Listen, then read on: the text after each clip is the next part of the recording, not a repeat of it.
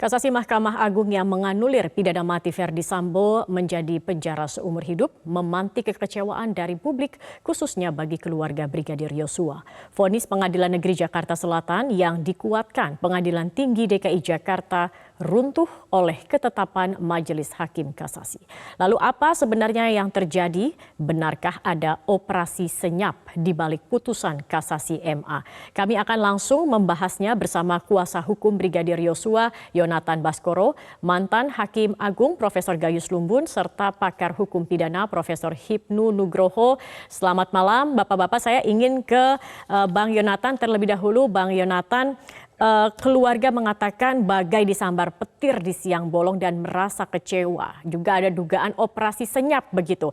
Apakah sebenarnya dari pihak tim kuasa hukum menemukan kejanggalan-kejanggalan terkait dari kasasi MA ini sendiri? Ya, baik Mbak. Sebelumnya saya mau menerangkan dulu, memang di dalam putusan pengadilan tingkat pertama itu Iudex Faksi, di mana hakim memeriksa fakta-fakta dan bukti-bukti itu sudah dinyatakan vonisnya sedemikian rupa. Kemudian dikuatkan di tingkat banding. Lalu masuk ke dalam kasasi, dalam hal ini adalah Mahkamah Agung yang sifatnya adalah Iudex Juris, yakni memeriksa penerapan hukum terhadap putusan Iudex Faksi, yakni putusan dari tingkat pertama dan tingkat kedua. Dan tentu dalam hal ini seharusnya ya kami belum bisa berkomentar jauh terkait putusan Mahkamah Agung itu karena belum di tangan kita. Tentu dalam hal ini ketika ada perubahan atau keringanan yang didapatkan oleh para terdakwa, harus betul-betul ada faktor yang sangat-sangat signifikan ataupun fundamental di dalamnya sehingga vonisnya ini bisa berubah. Sehingga dalam hal ini memang kami juga sempat bertanya apakah memang ada sesuatu hal yang seperti apa sehingga ini bisa sedemikian rupa. Tentu keluarga sangat teriris hatinya begitu ya. Namun yang penting saya sampaikan di sini, mungkin saya melihatnya dari perspektif Verdi Sambo yang berubah dari hukuman mati menjadi seumur hidup, ada ke arah di mana kita sudah mulai meninggalkan hukuman mati di KUHP kita yang baru nanti secara perlahan. Namun yang menjadi pertanyaan besar adalah terdakwa-terdakwa lainnya yang bisa sampai 50% diskon kalau kata orang-orang media di berita-berita. Nah, ini sebetulnya kita harus betul-betul tahu dan apa sebenarnya yang terjadi. Oh ya, apalagi salah satu terdakwa begitu ya, Putri Chandrawati, hukumannya bahkan setengah dari 20 tahun menjadi 10 tahun begitu. Nah iya, 50% ini kenapa? Apakah ada perbedaan juga secara substansi? Tapi kan kalau kita kembali lagi ke materi pemeriksaan, hanya bisa memeriksa penerapan hukumnya. Jadi yang saya lihat apakah si PC ini tidak dianggap sebagai aktor intelektual atau bagaimana? Atau memang di pengadilan negeri pertama dan pengadilan tinggi tidak memasukkan hal-hal yang meringankan, sehingga itu menjadi kesalahan-kesalahan di dalam penerapan hukumnya. Nah itu kita juga belum bisa berbicara banyak. Kami Baik. sangat menunggu putusan dari Mahkamah Agung ini, Apa yang menjadi salinan putusan pertimbangan begitu begitu Mbak. ya oleh hakim. Baik, kita Apa yang akan menjadi ke pertimbangan? Oke, kita akan ke Prof Gayus. Prof Gayus, kalau kita melihat begitu ya, ini bukan hanya publik terkejut tetapi juga menjadi bingung. Kemudian dikatakan bahwa menolak permohonan penuntut umum dan terdakwa dengan perbaikan kualifikasi. Anda bisa menjelaskan tidak ini bagaimana ditolak tetapi ada perbaikan kualifikasi? Apa maksudnya? Ya tentunya kinerja hakim itu perlu dipahami dengan baik ya. Jadi saya yang pertama saya minta itu agar semua pihak menghormati putusan pengadilan dan tidak berprejudis yang negatif. Ini yang saya pesankan. Kalau ini terjadi terus-menerus seperti ini, setiap putusan hakim dicurigai. Nah, sama juga ketika di PN itu apa nggak banyak yang mencurigai kalau semuanya juga berpikir seperti hal yang sama. Apakah tidak ada penyimpangan di PN itu? Tapi kita tidak demikian. Sebagai ahli hukum, orang berlatar belakang hukum tentunya sadar. Tetapi tidak boleh menyesatkan. Kalau ada orang mengatakan pasal 253 itu tidak memungkinkan hakim untuk itu merubah hukuman. Dari mana? Mau saya bacakan ini, panjang juga ini. Tapi mestinya semua pihak itu menyadari tidak ada pasal 25 KUHP yang melarang hakim untuk menambah atau merubah di tingkat kasasi. Dua hal yang penting adalah apakah ada penerapan hukum yang tidak tepat sesuai mestinya. Yang kedua, hakim di tingkat pertama atau yang akan dikoreksi itu melakukan sebuah putusan yang melampaui kewenangannya atau senang-menang. Dua hal itu termasuk diantaranya kalau ada intervensi. Itu kira-kira tidak ada larangan di 253 disebutkan orang itu bahwa ini melanggar. Tidak ada diatur, tidak pernah diatur. Tolong buka itu. 253 KUHP itu. Baik, Tidak ada. kalau Jadi jangan dihormati, kita harus menyesatkan menghormati putusan hakim, tetapi masyarakat. kemudian banyak kebingungan begitu dalam putusan yang dikeluarkan oleh MA sendiri, begitu termasuk sudah ditolak, Tidak perlu tetapi ada bingung, perbaikan menurut saya tidak kualifikasi. bingung. Ini mungkin bisa Karena hakim dijelaskan, mempunyai Prof. kewenangan Gayus. yang luas untuk memberi keadilan. Kalau ditemukan dugaan yang tadi buruk, itu saatnya. Itu saatnya hakim diseret ke pengadilan juga. Karena hakim agung juga ada juga yang OTT ternyata. Itu saya sepakat untuk menghukum kalau ada terbukti. Nah, kalau ini berjalan terus, ketika di PN dihukum mati itu apakah tidak ada penyimpangan? Dugaan-dugaan seperti itu. Kok berat sekali matinya orang, walaupun perbuatannya memang kejam, tapi apa seimbang gitu. Ternyata 8 guru besar di Jogja mempunyai pandangan yang berbeda. Dia mengatakan tidak tepat. Nah, baca itu 8 guru besar di Jogja mengeksaminasi putusan Sambo di tingkat PN, dibaca di Google banyak sekali itu. Artinya apa? Guru besar pun mempunyai pandangan yang tidak sama. 200 orang kampus mengaku sahabat pengadilan. Nah, itu juga ternyata seperti itu. Malah bagi saya itu intervensi, karena ketika hasil disidangkan, dia membuat surat untuk meminta dihukum inilah, diringankan, diberatkan. Itu intervensi yang itu. Ketika berjalan sidang, kalau benar di sahabat pengadilan, disampaikan surat itu ketika tidak bersidang lagi, atau belum bersidang, atau dalam keadaan yang berbeda. Tidak ketika sudah memeriksa perkara itu, diintervensi dengan surat kepada ketua majelis hakim. Nah, ini juga ada. Jadi Prof. Gayus, Anda melihat hakim ini sudah sesuai dengan kewenangannya dalam bekerja dalam kasasi ini, tidak ada yang melampaui batas wewenang mereka? Ya, kalau memang tidak ada, ya tentunya hakim tidak memutus berbeda. Kalau tidak ada penerapan salah, mungkin tidak. Tapi ini kan belum kita baca. Saya sepakat dengan tadi Mas Yonatan. Kita tunggu. Karena memang putusan itu sekarang masih draft ini. Itu beredar di semua hakim agung, anggota majelis. Masing-masing meng-ACC sesuai atau mengganti yang tidak sesuai. Nah, baru itu disahkan menjadi putusan yang akan disampaikan kepada pengadilan semula yang memutus, baru itu dipublikasi ke masyarakat. Itu jalurnya. Jadi belum ini ada permainan, ada apa, itu kan terlampau prejudis yang mudah-mudahan negara kita tidak memiliki masyarakat seperti itu. Kita harus menghormati, negara hukum harus menghormati hukum dalam bentuk termasuk dalam pengadilan. Baik, Prof. Gayus, saya ingin menanyakan pendapat Prof. Hipnu. Prof. Hipnu, bagaimana Anda melihat ada keanehankah dalam putusan MA ini? Ya, ada dua pendekatan. Pendekatan sosiologis, ada kemungkinan-kemungkinan sampaikan Mas Jonathan, itu bisa dimungkinkan. Karena banyak kasus ya, jadi ini juga tidak salah. Pendekatan-pendekatan empiris, karena seseorang dalam suatu putusan itu, kalau kita kaji dalam pendekatan sosiologis, ada beberapa sifat. Ada dalam tanda petik ketakutan, ada tanda petik organisasi, itu faktor-faktor yang mempengaruhi. Jadi dimungkinkan sekali, kalau ketika seorang hakim itu kurang berintegritas, faktor itu mungkin muncul. Faktor-faktor yang mempengaruhi putusan pengadilan. Ini kalau kita bicara bukunya Sosiologi Hukum Prof. Sajipto Raharjo. Itu pendekatan sosiologis. Tapi kalau pendekatan normatif, ya saya sepakat apa yang disampaikan Pak Gayus, kita harus hormati. Karena ini suatu putusan, judek faksi.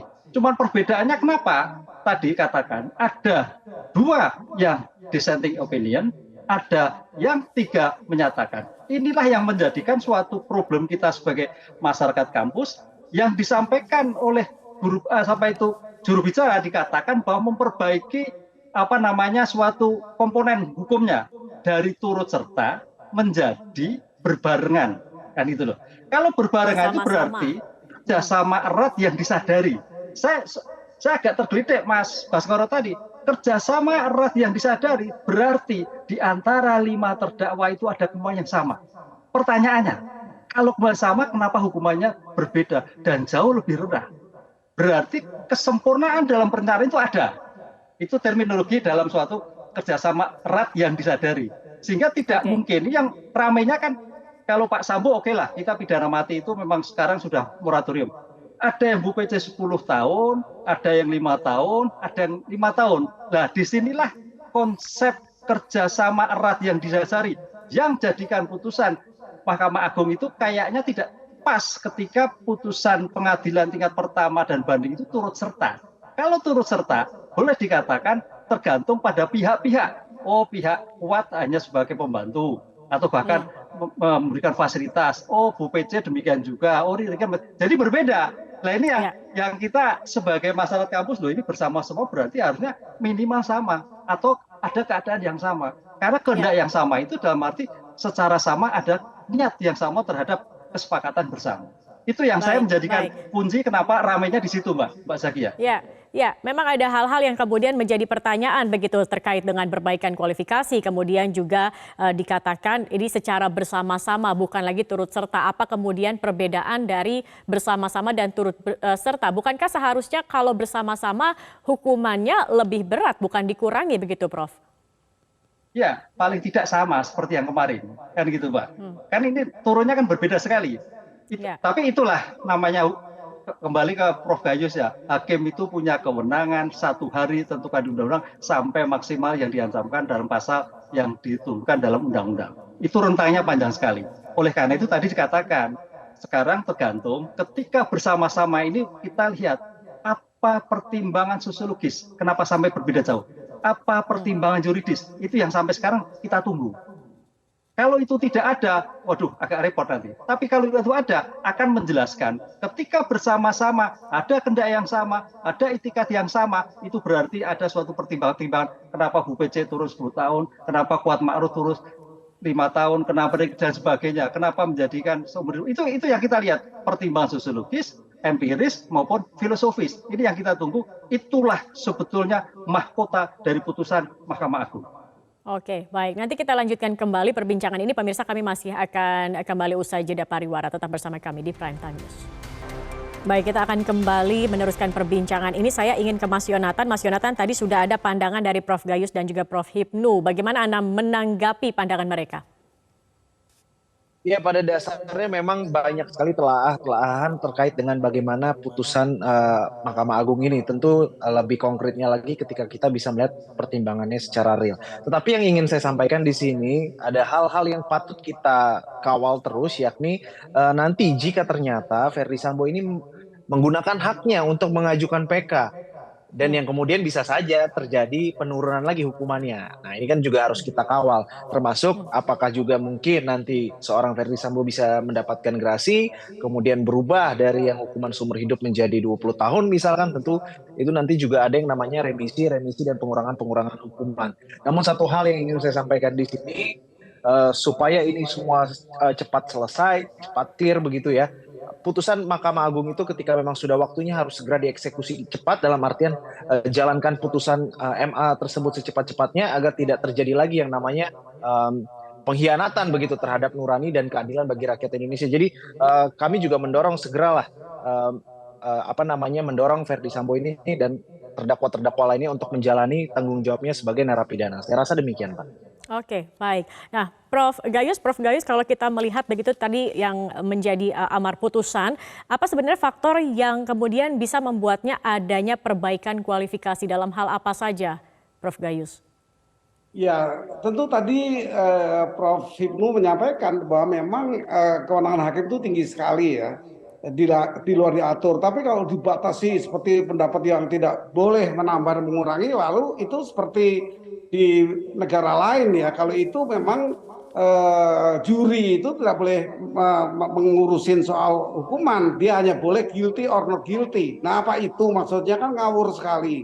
Tidak ada di pasal mengatur hakim kasasi tidak boleh menambah. Saya selalu melakukan itu selama 7 tahun, menambah atau mengurangi. Nah jadi bagi saya intinya adalah perbedaan tentu hakim punya dasar. Nanti kita lihat di pertimbangan hakim, dari situlah berangkat dari itu kita bisa menganalisis apakah pertimbangan hakim itu sudah tepat apa tidak. Nah kalau tidak, memang upayanya hanya PK, bahwa hakim lalai, hakim secara menyimpang dari ketentuannya, sengaja apa tidak sengaja, nanti kita temukan. Kalau itu terjadi ya tentu ada jalur lain yang untuk menyelesaikan yang bersalah. Nah bagi saya, imbauan saya adalah semua pihak agar menghormati putusan pengadilan di tingkat manapun. Ketika dihormati di PN juga kita harus menghormati. Apa juga tidak sakit hati orang yang diputus mati, bagaimana kecemasan di hidupnya. Ya kurang lebih dengan korban yang sekarang kecewa, itu biasa. Satu kali putusan hakim tentu mempunyai dua dua sisi kutub itu. Yang satu tidak bisa menerima, yang satu bisa menerima. Setiap putusan pasti begitu. Hampir tidak ada yang sama-sama senang itu, kecuali arbitrase mungkin ya, atau satu sifat perdamaian itu bisa. Kalau ini nggak bisa, Oke. begitu Mbak.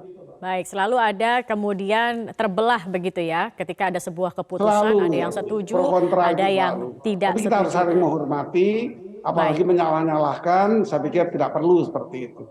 Baik, Pak Hipnu, salah satu juga yang menjadi sorotan adalah sepertinya kurang transparan. Mengapa sidangnya kemudian tertutup begitu? Bagaimana Anda melihat hal ini, Pak Hipnu? Ya kalau Pak Ibnu, silakan Pak Ibnu. Prof, silakan Prof. Gitu, Prof. Peradilan prinsip persidangan dalam setiap persidangan, apakah itu PN, PT, kasasi, terbuka untuk umum itu artinya apa? Untuk tidak terjadi adanya suatu hal-hal yang tidak diinginkan. Oleh karena itu, sebetulnya yang jadi masalah itu adalah karena perkara ini perkara menarik masyarakat. Idealnya, Ketua Mahkamah Agung mungkin mengambil inisiatif. Kalau toh kemarin PN itu sudah terbuka seluasnya, bahkan elektronik bisa. PT juga terbuka untuk bisa melakukan masyarakat menyikapi. Lah pertanyaannya, Mahkamah Agung idealnya juga seperti itu. Toh bisa melihat Metro TV atau apa disiarkan. Ini yang saya kira melihat dari keluarga korban atau masyarakat tidak tahu. Padahal sebetulnya kalau saya baca di beberapa media memang di detik ada itu akan diadakan. Lah inilah yang menjadikan ke depan keinginan masyarakat. Cuman permasalahan kan begini, Prof. Gayus tahu Mahkamah Agung itu kan perkaranya banyak sekali. Bagaimana bisa terbuka untuk umum, berapa kamar, berapa majelis dan sebagainya. Nah, khususon kasus-kasus yang menurut masyarakat yang diinginkan idealnya terbuka. Jadi tahu persis bagaimana karakter hakim A, B, C dan sebagainya, bagaimana pandangannya, bagaimana dissenting opinion-nya. Itu bisa menjadikan masyarakat senang. Oh, karena apa?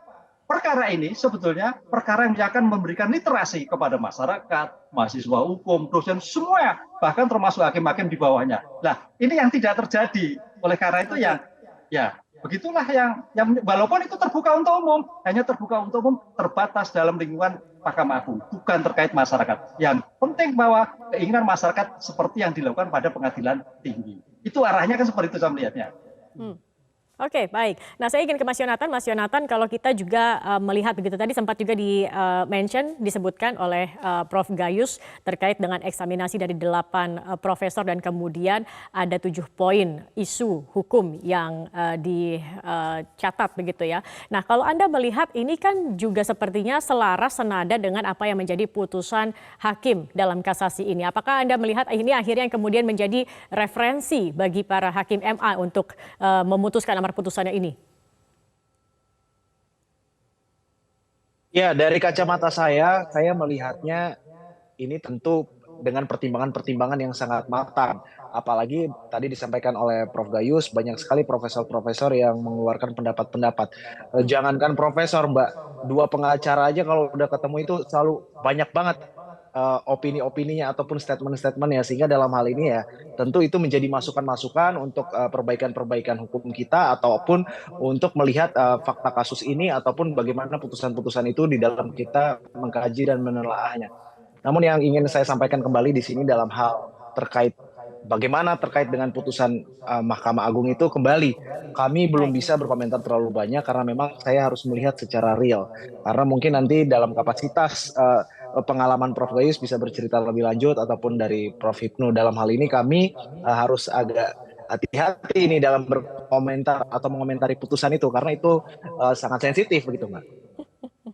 Oke, baik Mas Yonatan, Prof. Gayus dan juga Prof. Hipnu. Nanti kita akan lanjutkan kembali perbincangan ini usai jeda. Pemirsa tetap bersama kami.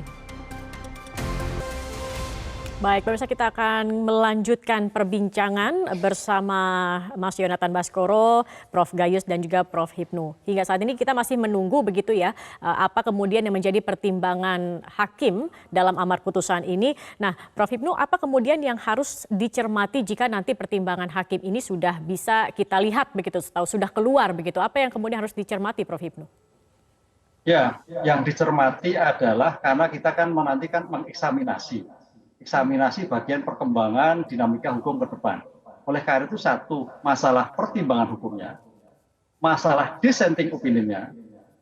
Karena kita bisa melihat, Mbak, dissenting opinion itu nanti, oh hakim A karakternya B, oh hakim B karakternya C, terhadap pola pemikiran hukum ke depan. Itu misalkan. Tentang pidana mati. Nah, pidana mati itu sekarang memang moratorium, berarti pertanyaannya, apakah pidana mati harus dilakukan? Kalau dilakukan, kapan eksekusi? Karena hukum itu harus selesai. Kalau tidak eksekusi berarti hukum selesai. Kan gitu loh. Oh berarti pidananya adalah pidana seumur hidup yang diselesai. Sehingga finishes operated terhadap hukum itu selesai. Kan pertanyaan. Yang kedua, tadi terkait dengan apa yang disampaikan oleh Biro Juru bicara, kaitannya dengan turut serta dan bersama-sama. Terus ketiga, masalah tujuan pemidanaan. Ketika tujuan pemidanaan, tadi saya sepakat Prof. Gayus. Saya juga kayaknya gini Prof, kalau terhadap Pak Sambo itu merupakan retributif pembalasan, karena pidana mati seumur hidup, kemudian UPC itu adalah rehabilitatif, karena bisa ke depan lebih baik, apalagi Ricky Rizal yang masih muda, 8 tahun, sehingga ke depan masih bisa berkontribusi pada bangsa negara. Lah, itu yang dilakukan sekarang, pemidana itu ke arah rehabilitatif, bukan lagi ke arah pembalasan. Yang tadi sampaikan Prof. Gayus adalah berkembang restoratif. Pertanyaan restoratif itu perkara kecil, sehingga dua kemungkinan tadi antara rehabilitatif dan reduktif yang dikembangkan oleh Mahkamah Agung dalam putusan ini akan melihatnya Ricky Rizal ke arah rehabilitatif. UPC demikian, kuat demikian. Kecuali Pak Sambo masih retributif pembalasan terhadap pidana seumur hidup. Oke, baik Prof. Hipnu, terima kasih. Prof. Gayus, tadi juga sempat ada pernyataan dari Menko Polhukam, begitu, jangan ada lagi kong kali kong, khususnya nanti kalau misalnya seandainya PK diajukan, begitu. Karena sudah 1 bulan ini saja MA sudah mengeluarkan putusan yang cukup mengejutkan publik, begitu. Nah kemudian bagaimana publik dan juga pengawasan terkait dengan nantinya jika memang PK ini diajukan, apa yang harus dilakukan, Prof. Gayus? Saya pernah mengusulkan kepada Presiden, dan Presiden meneruskan kepada Pak Mahfud belum lama ini, pada usulan saya sejak tahun 2014 ketika saya masih menjabat Hakim Agung. Saya mengusulkan agar terhadap perkara-perkara yang menghebohkan masyarakat, yang kontroversial, yang kalau ini dianggap seperti itu juga, dibentuklah Badan Eksaminasi Nasional, yang hakim-hakimnya terdiri dari orang-orang pilihan, orang-orang kampus, mantan-mantan praktisi, yang mempunyai kredibilitas tinggi, diangkat sebagai hakim untuk menghakimi lagi ini di tingkat PK. Hasilnya kembalikan ke Mahkamah Agung menjadi PK khusus. Itu ide saya. Oke, tapi ini belum ada kemudian kan, Prof. pertemuan Gayus? dengan Pak Mahfud memang akan mengagendakan, tapi sampai hari ini sudah sekian lama saya tidak, surat itu kepada Pak Mahfud mengundang saya. Tapi sampai hari ini belum ada satu solusi apakah bisa negara membentuk BNN. Bisa. Kenapa Badan Eksaminasi Nasional tidak bisa? Bisa. Putusan yang seperti ini, mari kita eksam. Jadi bukan 8 guru besar di Jogja saja. Lalu menjadi hasil yang rekomendasi. Ini merubah putusan. Mengembalikan keadaan yang dianggap sesuai oleh hakim-hakim yang independen. Jumlahnya bisa 9 kalau perlu. Demikian, Mbak. Baik. Terakhir, Mas atau Bang Yonatan, bagaimana kemudian, apakah hanya menunggu nanti proses selanjutnya PK atau kemudian masih akan adakah upaya-upaya lagi yang akan dilakukan? Ya, dalam hal ini tentu kita sudah final, jadi kita sudah tidak bisa melakukan upaya hukum apapun lagi. Dan dalam hal ini ketika ingin mengajukan PK, tentu jaksa sudah tidak bisa lagi mengajukan PK karena sudah dibatalkan oleh putusan MK nomor 20 2023 pada saat itu. Sehingga dalam hal ini justru yang patut kita kawal, sempat saya singgung tadi, ketika seorang Verdi Sambo ini nanti justru menggunakan haknya sebagai terdakwa, yang dimana yang memiliki hak untuk PK hanyalah para terdakwa ini.